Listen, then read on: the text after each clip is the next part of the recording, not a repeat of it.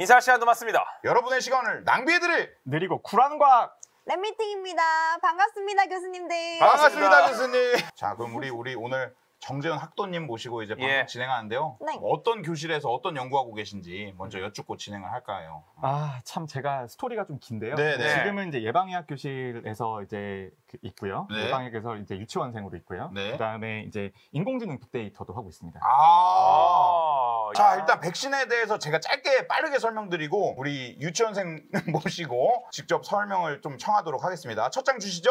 자, 일단 백신이라는 것 자체가 우리 인체에 있는 그 어떤 면역 체계를 이해하고 개발을 한 건데 네, 우리 인체의 그 병균 같은 거, 바이러스 같은 것들이 쳐들어오면 맞서 싸울 군사들이 있지 않습니까? 그렇죠. 걔네들이 굉장히 많아요. 이것저것 많아요. 근데 그 중에서 어떤 애의 역할이 기억을 하는 역할이야. 무슨 기억이요? 그 적을 기억을 하는 애가 있잖아요. 네. 걔가 평소에 적이 쳐들어오면 기억을 해놨다가 나중에 이제 대응을 하는 일을 하는데 우리가 그거를 백신으로서 이용을 하는 거야.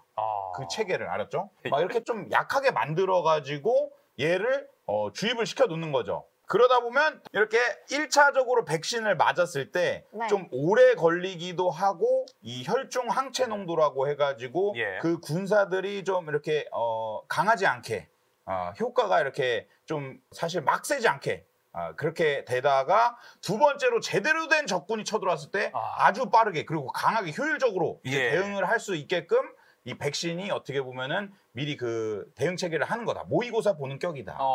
쉽게. 그게 그냥 개발되는 게 아니라 세포부터 동물 실험, 그 다음에 임상 시험, 사람을 대상으로 여러 단계에 거쳐서 엄청나게 많은 돈과 수많은 사람들의 노력을 이제 해가지고 그게 허가 기간에 아주 엄격한 허가 과정을 거쳐가지고 만들어진다는 거죠. 그리고 만들어지고 나서도 여러분 그 우유를 먹어도 그 유통기한 있지 않습니까? 있죠. 그렇죠. 그리고 만들어지고 나서도 이게 굉장히 잘 사용될 수 있구나. 효과가 있고 부작용이 없구나. 이런 거를 딱 품질 관리, 퀄리티를 딱 컨트롤 해가지고 제대로 된 게 나올 때 사용될 수 있다. 요 정도가 이렇게 백신이 개발되는 건데 맞습니까, 교수님? 이 집 설명 잘하네요. 또 진짜 설명 맛집, 설명 맛집. 근데 요즘에 이런 기사들이 뜹니다. 이런 기사들이 최근에 떴어요. 이게 굉장히 큰 논란이었잖아요. 논란이 꽤 됐죠. 네, 이게 백신과 이 부작용의 관계 어떻게 보시는지. 네, 정확하게 말하면 지금은 백신 부작용으로 인한 사망이라고 말을 하기는 굉장히 어렵습니다. 근데 지금 드라이하게 말씀을 드리면 지금 이때까지 한 달 정도 된 논란인데요. 한 달 정도 된 논란은 백신 접종 후에 사망한 사례들이 보고가 되고 있는 것들이죠. 근데 독감 백신 같은 것들은 워낙 이제 인플루엔자라는 게 피해가 큽니다. 굉장히 피해가 크기 때문에 국가 단위로 예방 접종을 해주게 됩니다. 예방 접종을 해주게 되는데, 근데 올해는 그 인플루엔자 예방 접종을 굉장히 강조를 했습니다. 왜 강조를 했을까요? 우리가 트윈데믹이라고 하거든요. 트윈데믹은 뭐냐면은 우리가 인플루엔자랑 코로나 바이러스가 동시에 유행하는 거를 우리가 새로운 말로 트윈데믹이라고 해요. 트윈데믹이라고 하는데 이제 코로나 바이러스가 인플루엔자랑 같이 유행을 하게 되면 어떤 문제가 생기냐면요. 구별하기가 어렵습니다. 똑같이 열나고 기침하거든요. 그렇죠. 네, 그래서 그런 트윈데믹이 굉장히 유행이 되고 걱정이 되는 상태에서 이제 우리가 독감 백신 접종에 들어가게 됐죠. 들어가게 됐는데 우리가 이번에 독감 백신 국가 예방 접종을 시작하면서 문제가 한 번 있었어요. 다들 아시겠지만 이게 우리가 콜드 체인이라고 합니다. 콜드 체인이라고 하는데 아까 우유 말씀하셨잖아요. 우유 말씀하신 것처럼 백신도 냉장 상태에서 유통이 돼야 됩니다. 맞습니다. 콜드 체인. 냉장 상태 유통이 돼야 되는데 이제 이번에 이제 또 하나 문제가 생겼는데 요거는 제가 정책적으로 좀 설명을 드리면 우리나라는 독감 백신에 대해서 국가 조달을 합니다. 국가에서 같이 사서 구매를 해서 이제 그거를 분배를 하는 건데요. 그런데 이제 우리가 국가 예방 접종을 항상 시작한 날짜가 정해져 있어요. 시작한 날짜가 정해져 있는데 그 전에 이제 신고가 들어옵니다. 신고가 들어와서 백신의 콜드 체인이 깨진 것 같다라는 제보가 질병관리청에 들어가게 돼요. 그리고 질병관리청에 들어가게 됐는데 그런 조사를 해보니까 실제로 그런 규정 위반이 존재했던 거예요. 규정 위반은 어떤 거냐면 규정이 생각보다 꼼꼼하게 돼 있습니다. 예를 들어서 이게 우유 배달이랑 진짜 똑같은 게요. 11톤짜리 트럭에 실어서 백신을 엄청나게 싣고 갑니다. 싣고 가다가 여기에 내려서 다시 1톤 트럭 타고 가고 1톤 트럭 가고 택배 구조랑 거의 비슷하다고 보시면 돼요. 그래서 그 택배 구조로 가는데 이제 옮기는 과정에서 잠깐 밖에 놔둔 거죠. 밖에 놔두면 이게 상온에 노출이 돼 있잖아요. 그렇죠. 상온에 노출이 된 상태이기 때문에 이거를 접종해 줄 거냐 말 거냐에 대한 논란이 한번 있었고 그다음에 접종 시기보다 약간 미뤄서 시작을 하게 됐어요. 그러니까 이 시작부터 좀 불안했던 거죠. 그런데 이제 일반적으로 이런 규정 위반이라고 하는 거는 우리가 물백신이 된다고 해요. 우리가 물백신이라고 하는 거는 효과가 없어지는 거에 대한 걱정인 거예요. 왜냐하면 이제 아까 양님께서 설명해 주셨지만 백신은 안에 이제 단백질들이 들어 있습니다. 네, 단백질들이 들어 있는데 단백질은 열에 노출이 되면 변성이 돼요. 그러면 이제 능력이 떨어지거든요. 면역을 이제 자극할 수 있는 능력이 떨어지게 되는 겁니다. 그래도 효과가 떨어질 수 있어서 우리가 콜드 체인을 위반한 것들에 대해서는 보급을 안 하는 건데 그게 마치 굉장히 안전에 문제가 되는 것처럼 이야기가 됐어요. 그러면은 안전상의 문제는 없이 그냥 안전상의 문제가 있으려면은 뭐 밖에 하루, 이틀, 3일 뭐 이런 식으로 오랫동안 노출이 되는 거가 좀 위험하고요. 근데 이거는 이제 제가 좀 약간 너무 단정지어서 말씀을 드렸는데 원래 과학자한테 그럼 100% 확실한 건가요? 라고 물어보면은 그것만큼 가혹한 질문이었거든요. 그렇죠. 네, 저희는 그렇게 절대 대답은 드릴 수 없고요. 근데 이게 문제가 없을 거라는 근거는 확실히 있어요. 근거는 확실히 있는데 그게 우리나라보다 사실은 개발도상국들에서 백신을 더 많이 맞죠. 거기는 감염병들이 굉장히 많으니까. 그런데 거기는 전기가 안 들어오지 않습니까? 전기가 안 들어와서 거기는 백신을 아이스박스에 옮겨요. 근데 아이스박스라는 것도 어떻게 보면은 안에 그 얼음 같은 거 잘 안 넣어놓으면 굉장히 금방 식을 수 있잖아요. 저희 뭐 삼겹살 시키면은 여름에는 뭐 그냥 녹아서 그냥 삼겹살만 있어요. 맞아요. 이제 근데 그런 나라에서도 이제 그런 상온 노출이 어느 정도 있어도 이것 때문에 부작용이 생겨서 집단 사망하거나 이런 것들은 거의 없거든요. 근데 그런 과학적인 근거가 있기 때문에 이제 그게 효능에는 문제가 있을 수는 있는데 이게 안전성에는 뭐 큰 영향이 없을 거라는 판단하에 접종이 시작됐어요. 저는 시작했는데 그때부터 언론에서 보도들이 나오기 시작해요.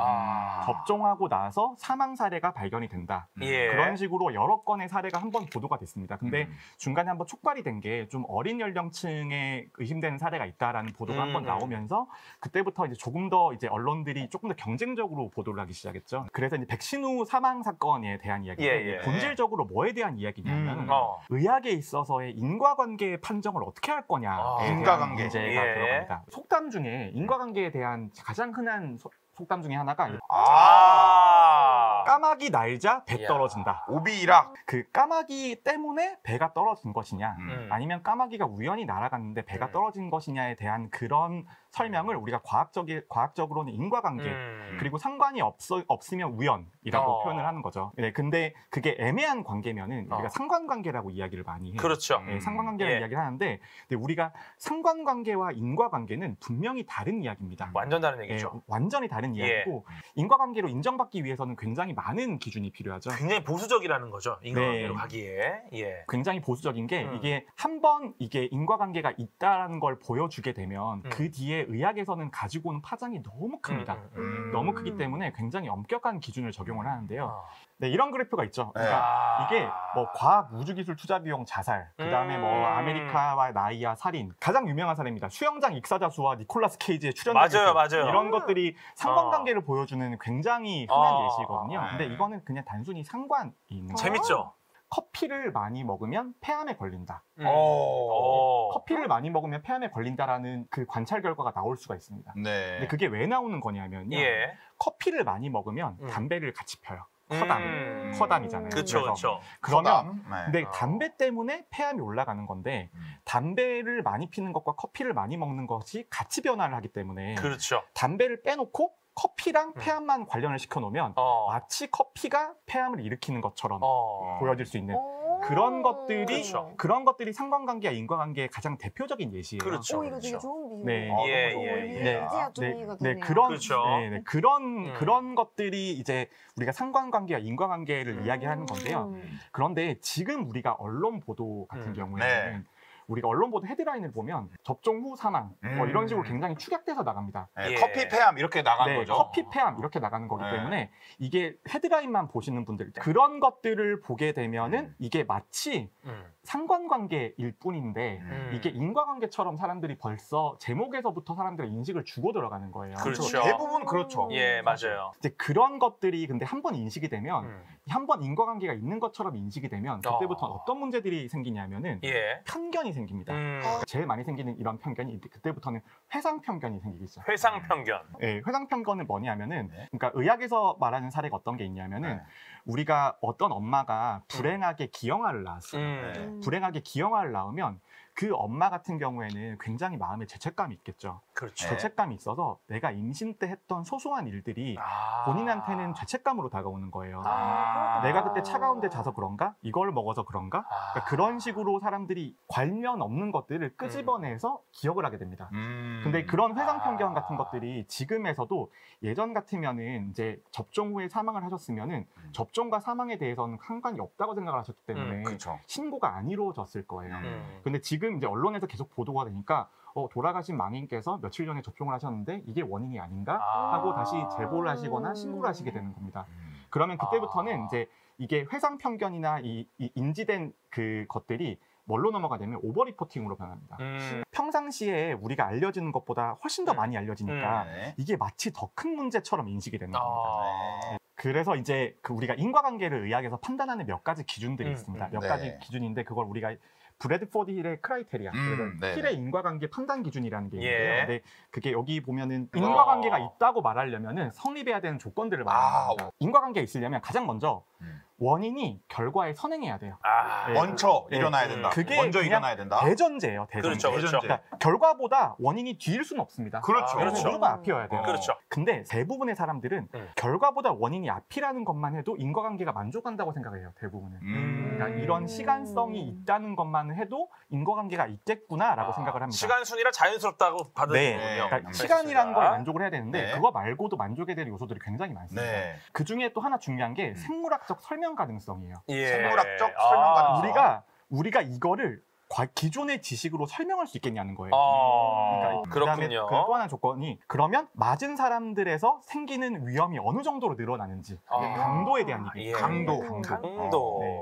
그리고 이제 또 하나는 실험적인 증명입니다. 실험적인 증명인데 근데 네. 우리가 부작용에 대한 이야기를 할 때는 실험을 하는 건 비윤리적이에요. 실험으로 우리는 이건 증명할 수가 없습니다. 그렇죠. 증명할 수가 없고요. 그 다음에 또 하나는 많이 맞으면 많이 맞은 사람이 더 많이 죽는가를 보는 거예요. 그게 양반응 관계라고 합니다. 예, 예. 양반응 관계. 그 다음에 그 요인이 제거가 되면 그 사망이 없어지냐. 그건 특이성이라고 하는 겁니다. 특이성. 네, 특이성. 그렇죠. 교실에서 떠드는 사람이 5명이다. 네. 5명을 빼면 교실은 조용해지나? 그렇죠. 조용해지면 깔끔한 거예요. 좋은 근데 5명 뺐는데 여전히 떠들어. 네. 얘네가 원인이 아닌 겁니다. 맞습니다. 개미 제국인 거죠. 개미 제국. 그렇죠. 네, 네. 하여튼 그런 이제 인과관계 기준들이 굉장히 많습니다. 그런데 이게 한 가지만 만족한다고 해서 인과관계라고는 절대 판단할 수 없고요. 이거에 대한 것들이 대부분 다 만족돼야지 정말 인과관계라고 이야기를 할 수 있는 겁니다. 이야기를 할 수 있는데 의학에 있어서는 이런 인과관계를 한 번에 설명해 줄 수 있는 수단은 우리가 흔히 임상시험이라고 하는 무작위 대조군 시험입니다. 무작위 배정 대조군 시험, 이중맹검 시험 이런 식으로 그런 시험이 되는 건데 근데 백신은 이런 거 하기가 굉장히 어려워요. 그렇죠. 굉장히 어려워서 이제 이런 것들을 이제 요 기준의 틀에서 저희가 한번 살펴봐야 될 필요가 있습니다. 살펴봐야 될 필요가 있는데 첫 번째로 우리가 봐야 되는 거는 그러면 지금 나타나는 현상이 과거보다 늘어났냐예요. 이게 과거에도 똑같이 있었던 일들이면 사실 대부분은 그냥 일상적으로 흘러가는 일들인 거고 그게 정상 상태다라고 그게 정상 상태인 거고 예. 그거보다 늘어나야지만 뭔가 문제가 있다라고 그렇죠. 보는 거예요. 문제가 있다고 보는 건데 지금 이 상황을 우리가 과거에 대한 데이터를 바로 보여줄 수 있었으면 가장 좋았을 것 같습니다. 가장 좋았을 것 같은데 아쉽게도 우리나라에서는 과거의 데이터를 논란이 터지자마자 바로 보여줄 준비가 되어 있지는 않았어요. 그러니까 그런 데이터베이스가 없었습니다. 데이터베이스가 없었는데 그럼 저희가 몇 가지 가정을 해볼게요. 가정을 해보면 첫 번째가 우리나라가 지금 1년에 몇 명쯤 사망자가 발생하냐면 30만 명 정도가 해마다 사망합니다. 30만 명 정도가 사망을 하니까 우리가 365일인데 저는 엄밀하지 않은 과학자라서 그냥 나누기 300을 할게요. 나누기 300을 하면 하면 하루에 1000명이 죽습니다. 하루에 1000명이 죽는데 우리가 그 사망 자료를 보면은 원인 불명이거나 이제 급사처럼 느껴질 수 있는 죽음의 비율이 그 죽음 중에 10% 정도 돼요. 근데 우리가 인플루엔자 예방 접종 같은 경우에는 전 국민이 동일한 시기에 쭉 맞는데 예. 그 시기가 한 50일쯤 돼요. 네. 50일쯤 되는데 50일 동안 전체 국민이 50%가 접종한다고 가정을 합시다. 예. 그러면 전체 국민이 하루에 1% 접종을 하는 거거든요. 예. 그러면 1000명의 사망자 중에 1%의 사망자는 예방접종 날 돌아가실 수 있어요. 그게 10명입니다. 예. 그게 10명이고요. 거기서 우리가 그 하루에 돌아가실 수 있는 원인 불명의 사망이 곱하기 10분의 1을 하면 예. 하루에 1명이에요. 하루에 1명은 예방접종 당일에 원인 불명의 사망으로 나타날 수 있어요. 그게 저의 추론의 결론입니다. 추론의 결론인데 지금 우리가 언론 보도에서 나오는 것들은 이게 하루가 아니고 이틀, 3일, 4일, 5일까지도 보고가 됩니다. 그럼 곱하기 5를 하셔야겠죠. 그러면 하루에 5건 정도의 그 예방접종 후 사망이 발견이 될 수 있어요.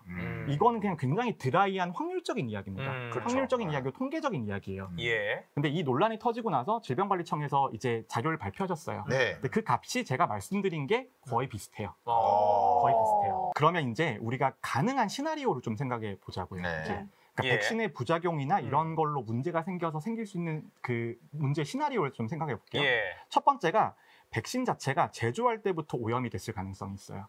제조할 때부터 오염이 되면은 이게 물백신이 아니고 그게 배양액이 되는 거죠, 일종의. 예. 그럼 안에 세균 오염이 돼 있거나 어떤 바이러스에 오염이 돼 있을 가능성이 있습니다.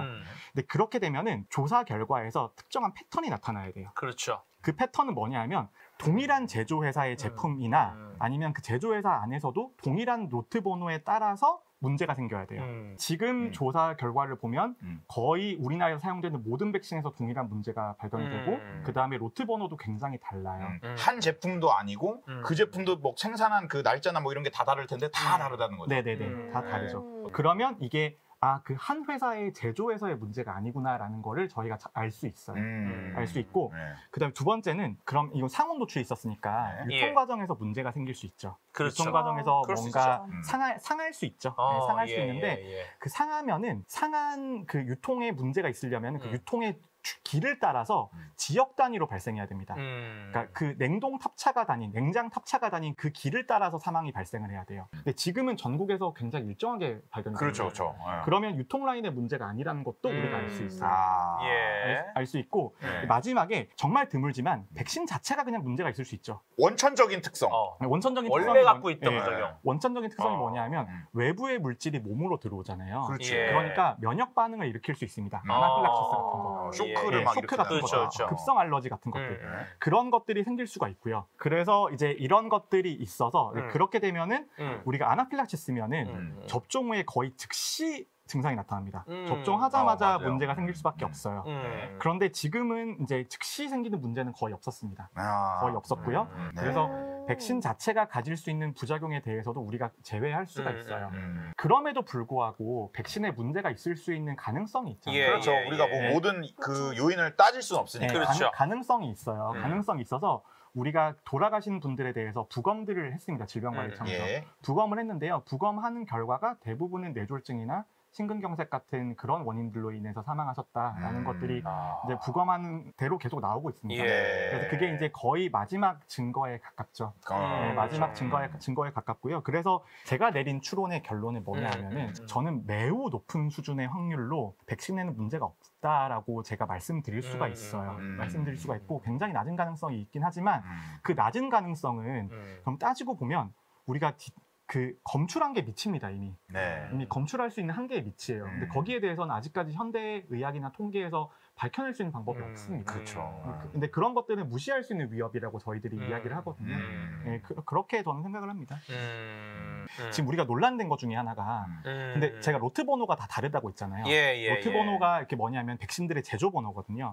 백신들의 제조 번호인데 처음에는 어떻게 말씀하셨냐면 질병관리청에서 동일한 로트 번호에서 문제가 생기면 접종을 중단하겠다라고 했어요. 그런데 동일한 로트 번호의 페어가 그러니까 짝이 두세 쌍씩 나왔습니다.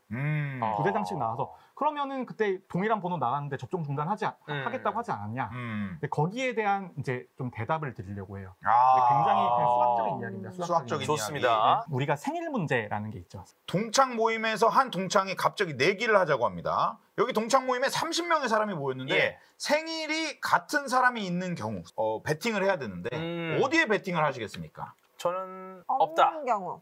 저는 없다. 없는 경우가 예. 더 많을 것 같아요. 그런데 이제 이런 경우에는 굉장히 확률적으로 급격하게 올라가요. 네. 네, 그렇죠. 급격하게 여기 30명 정도 있으면은 음. 생일이 같은 사람이 있을 확률이 훨씬 더 높습니다. 훨씬 더 높아요. 예. 그거는 그냥 수학적인 공식으로 증명이 예, 가능합니다. 예, 그게 예. 생일 문제라는 건데요. 네. 그렇죠. 여기 이게- 보면 70% 정도예요.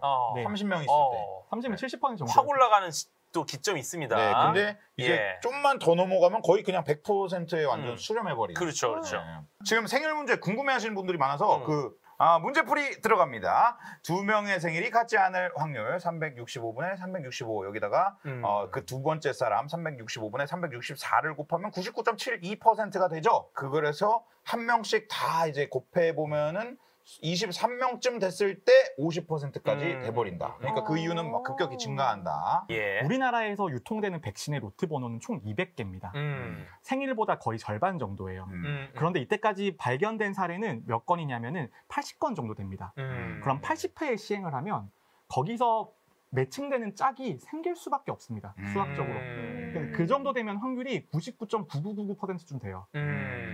그 질병관리청에서 말한 동일 로트 번호의 문제는 동일 로트 번호에도 뭐 10건, 20건, 30건 이렇게 나왔을 때를 가정을 한 거고요. 근데 그런 거는 사실은 이런 간단한 과학적 원리에 대한 고려가 좀 없었던 거죠. 감염 재생산수, 네, 감염 재생산수 네, 가겠습니다. 이게 혹시 한 명의 환자가 있으면 그 환자가 총 몇 명의 새로운 환자를 만들어내냐라는 값이 감염 재생산수라는 값이에요. 근데 이게 R 값이 그냥 감염 재생산수인데 R0라고 해서 기초 감염 재생산수라는 게 있습니다. 그거는 그 감염병의 스펙이에요. 그 감염병이 가지는 능력치입니다. 예. 감염병의 능력치. 네, 그 감염병의 능력치인데 그 값이 높으면 높을수록 사람들한테 많이 옮길 수 있어요. 많이 그쵸. 옮길 수가 있는데 이제 코비드19 같은 경우에는 2.5에서 3.5 정도로 평가가 되고 있습니다. 2.5에서 3.5. 네, 한 명의 환자가 있으면 2.5명에게 옮기는 것, 2.5에서 3.5명한테 옮길 수 있는 겁니다. 그런데 여기서 이제 나오는 게 집단 면역의 개념이에요. 집단 면역의 개념인데 R이 2.5나 3.5가 됐을 때 우리가 몇 퍼센트의 면역을 가져야지만 감염병이 더 이상 생기지 않냐에 대한 이야기가 이 감염 재생산수에 대한 이야기입니다. 근데 감염 재생산수가 만약에 3이라고 가정을 해볼게요. 네. 예. 그러면 여기 제가 여기 확진자입니다. 근데 여기서 이제 옮기려고 해요. 만약에 여기서 두 분이 면역이 가지고 있으면 제가 한 분한테밖에 못 옮기잖아요. 그렇죠. 그러면 감염병 환자는 계속 한 명입니다. 계속 한 명, 늘어나지 않고 계속 한 명인 거예요. 그러면 R0가 3인 경우에는 3분의 2 이상이 면역을 가지고 계시면 우리가 보호를 받을 수 있어요.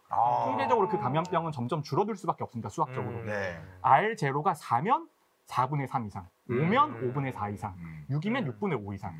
그 정도의 이제 면역이 달성이 되어야지 우리가 이제 그 감염병이 사회에서 사라지는 거예요.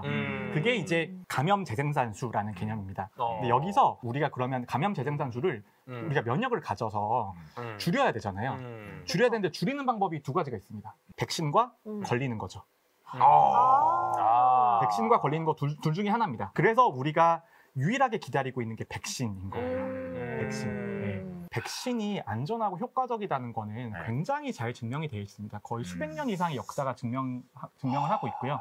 그래서 이게 천연두 같은 경우에는 우리가 멸종시킨 바이러스입니다. 그렇죠. 네, 거의 멸종까지 간 겁니다. 멸종까지 간 건데 그런데 우리가 거의 멸종시킨 줄 알았는데 다시 스물스물 기어 나오는 것들이 있습니다. 대표적인 게 홍역 같은 거. 홍역 같은 것들인데 근데 이게 어떻게 시작이 됐냐면은 우리가 홍역 백신이 우리가 MMR 백신이라고 하거든요. 근데 MMR 백신에 대해서 굉장히 상징적인 사건이 있었는데 웨이크필드라는 학자가 있었는데 그 학자가 MMR 백신을 맞으면 자폐증에 걸린다는 연구 결과를 되게 저명한 논문에 출판을 했었어요. 본 적이 있어요. 출판을 썼는데 근데 그거가 이제 논문이 나오고 나서부터 전 세계가 충격에 빠졌죠. 이거 너무 컸어요. 너무 컸어요. 너무 컸는데 근데 나중에 알고 봤더니 그 사람이 로펌의 의뢰를 받아서 한 연구였던 거예요. 순수성이 의심이 가는 상황이군요. 네, 순수성에 의심이 가는 상황이었고 그 다음에 연구 데이터도 조작된 거였습니다. 알고 봤더니. 그런데 그게 결국은 그 논문은 철회가 되고 그 사람은 의사 면허가 날아갔습니다. 의사 면허 날아갔는데 그 논문은 살아 있어요. 그러니까 잘못된 게 있어도. 그분들의 마음속에 살아 있습니다. 어.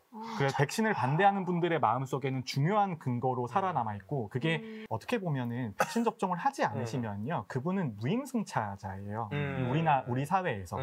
그분이 백신을 접종하지 않았음에도 불구하고 그 감염병에 안 걸린 이유는 다른 사람들이 그 사회적 비용을 짊어졌기 때문입니다. 근데 만약에 그분까지 접종을 한다면 그 전체 코스트는 줄어들게 돼 있어요. 그렇죠. 그런데 그런 무임승차자는 정말 극히 드문 부작용의 가능성에 대해서는 굉장히 높게 평가를 하지만 자기가 주고 있는 사회적인 해악에 대해서는 감안을 하지 않는 거예요. 그렇죠. 아무튼 이런 지금 백신에 대한 얘기를 듣고 또 이 데이터를 보니까 이 모두가 또 힘을 모아야 하는 이유를 알겠네요. 네. 오늘 어떠셨는지 좀 소감 한번 또. 저는 안될과학을 정말 옛날부터 봤고요. 옛날부터 봤고 이제 그 과학 커뮤니케이션이 얼마나 중요한지를 요즘에 더 깨닫고 있어서 앞으로 잘 되셨으면 좋겠고요. 아유, 덕담. 워낙 잘하시니까 수많은 논란을 잘 헤집고 나가실 수 있을 것 같아요. 근데 그 요즘 저도 인터넷 방송을 자주 보는 사람으로서 참 많은 논란들이 있잖아요. 근데 그렇죠. 무사히 오래오래 하시기를 간절히 예. 바랍니다. 네. 인사 시간도 맞습니다. 여러분의 시간을 낭비해드릴 느리지만 쿨한 과학 랩미팅이었습니다. 감사합니다, 교수님들. 감사합니다, 교수님들. 감사합니다. 또 시간까지 만나요. 항상 감사드립니다. 행복하세요. 행복하세요. 약간 의식의 흐름. 용과 같이라는 게임을 보면은 거기 마피아. 네, 거기도 명작이죠. 네, 거기도 굉장히 사업을 예. 열심히 하시거든요. 그쵸. 정말 예. 그쪽에 분들이 예. 참 사업을 열심히 하시는구나. 투가 재밌어요. 예. 투가 재밌는데. 그런 것 같습니다. 교수님 백신 얘기할 때랑 이런 얘기할 때 아예 표정과 자세와 이런 억양이 다 달라지는데요. 약간 백신 얘기는 약간 억지로 하시는 느낌이다가 네. 게임 얘기 얘기가 나오면은 나오면. 이게 진짜다.